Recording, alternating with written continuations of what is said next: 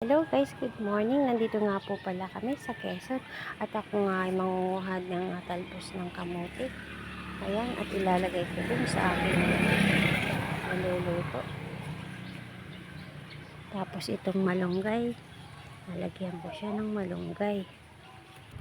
At ito na nga po pala ang niluluto ko sa Quezon, sinabawang sapsap na luway. Ako lang naman ang kakain dahil ang anak ko ay nasa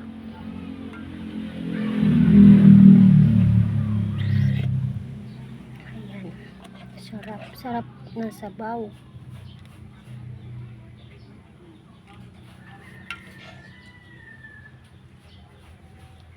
Sarap dito sa Quezon, makakakain ka talaga ng sariwang gulay pagpita sa puno, diretso sa kawali, sa kaserola. Sarap guys, kain tayo. Kain tayo.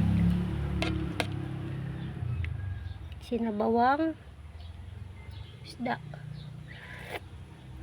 Sinabawang sapsap na laway. Sarap.